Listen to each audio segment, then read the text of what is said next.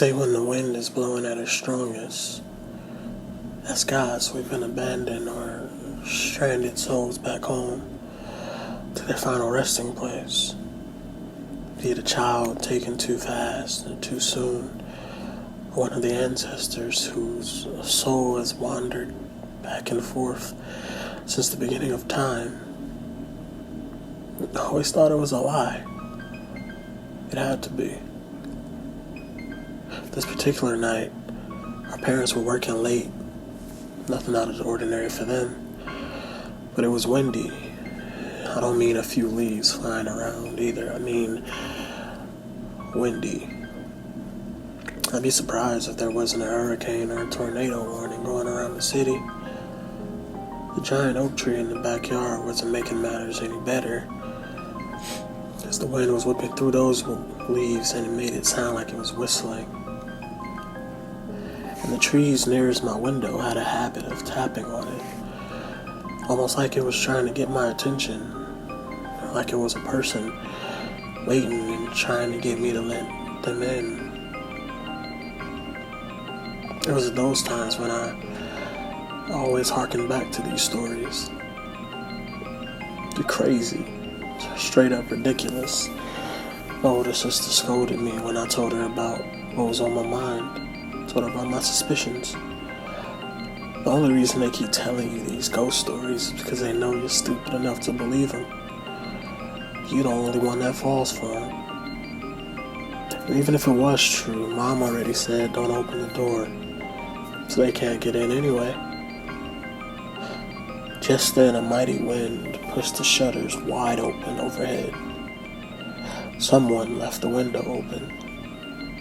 We ran up the winding staircase as the wind rushed through, desperately, frantically, pulling on the window to get it closed and slamming the shutters closed.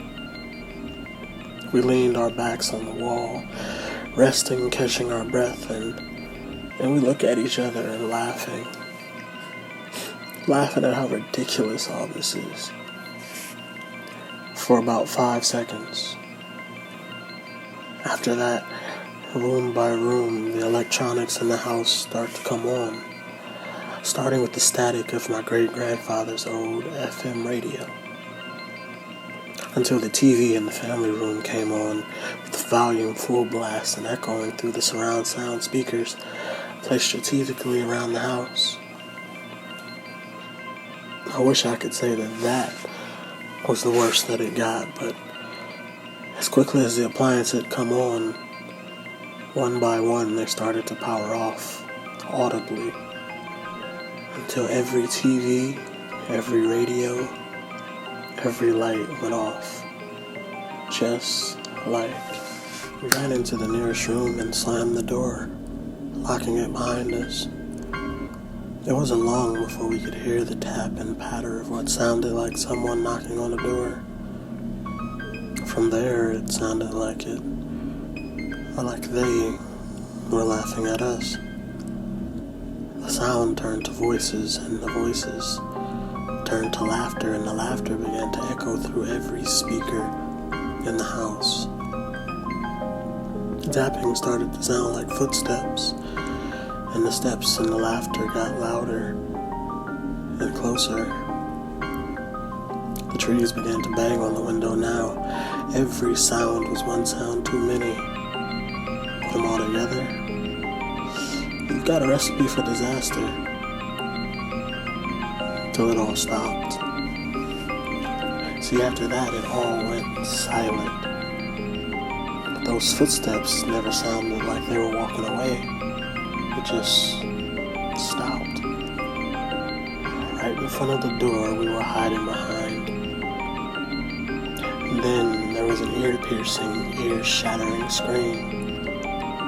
They continued to scream as we fought behind the door, covering our ears in agony. We gotta open the door. They're not gonna stop till we do, my sister rationalized. She's right. I know she's right. I grabbed a bat from the closet.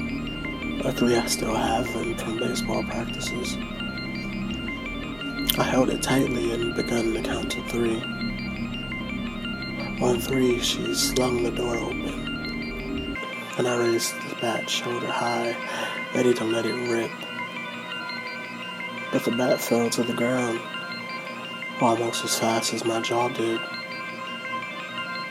My sister peeked out from behind the door and gasped in shock when she saw what I saw.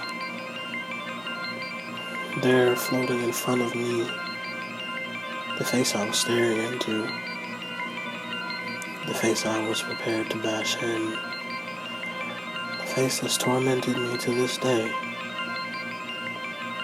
The face was my own.